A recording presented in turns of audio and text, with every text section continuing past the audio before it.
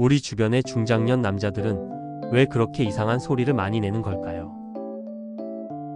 집에서, 사우나에서, 헬스장에서, 버스 안에서, 심지어는 회의실에서까지요. 헛기침과 트림은 기본이고 수시로 터지는 방귀에다 신음과 한숨, 거기에 이상한 괴성까지.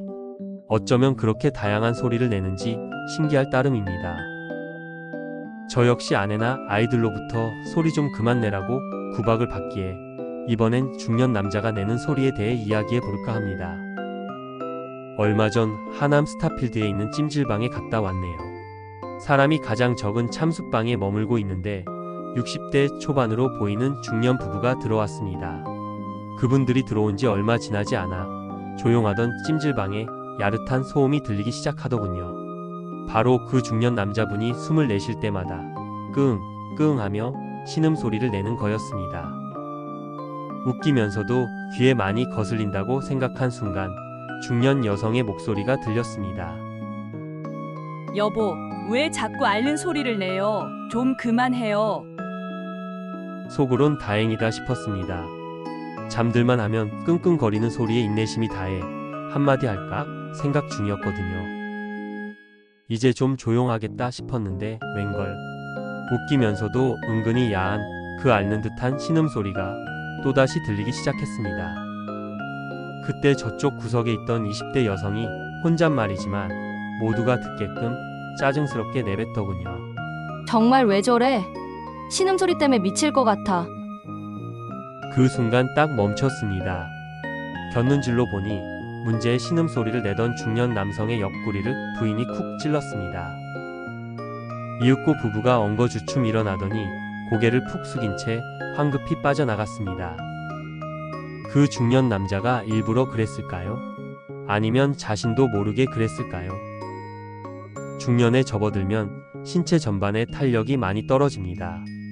위장과 장의 탄력도 예전 같지 않다 보니 수시로 트림과 방귀를 배출합니다. 어떨 때는 나도 모르게 터져나오고 가끔은 사람이 없는 틈을 타서 그러기도 합니다. 헛기침도 그래요. 노화가 진행되면 신체 내부의 수분 함유량이 감소하고 코 점막을 비롯한 호흡기의 점막이 덩달아 건조해집니다. 그러면 들이마시는 공기를 충분히 가습하지 못하게 되면서 기도가 건조해진다고 합니다. 헛기침이 수시로 나게 되는 거죠. 그뿐인가요? 각종 관절은 물론 근육도 노화되면서 움직임이 원활치 못하고 통증까지 유발합니다. 무릎을 구부리거나 일어설 때 아이고 하는 신음이 절로 나옵니다.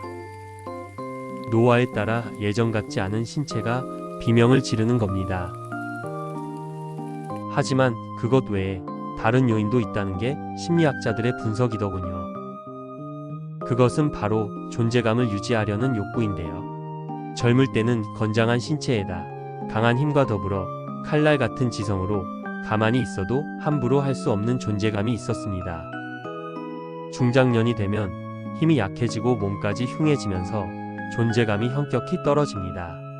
그래서 그 결핍을 괜한 헛기침이나 괴상한 신음소리 같은 과장된 소리로 보완하려는 겁니다. 나 아직 살아있다. 건드리지 말라는 무의식적 메시지인 셈입니다. 약한 개가 짖는다는 속담도 어쩌면 비슷한 맥락으로 이해할 수 있겠네요. 이런 모습을 쉽게 목격할 수 있는 곳이 바로 사우나입니다.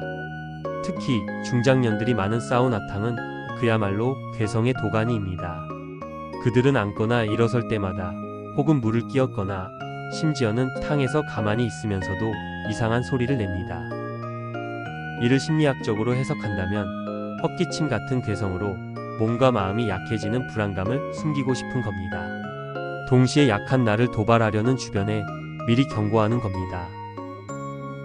또 다른 분석은 조직 내에서나 사회적 지위가 높아진 만큼 권위를 발산하고픈 욕구가 그 소리에 내재돼 있다고 하더군요. 이쯤 됐으니까 이제 너무 조심할 필요는 없잖아. 여기서는 내가 제일 윗사람이야. 하는 심리 말입니다.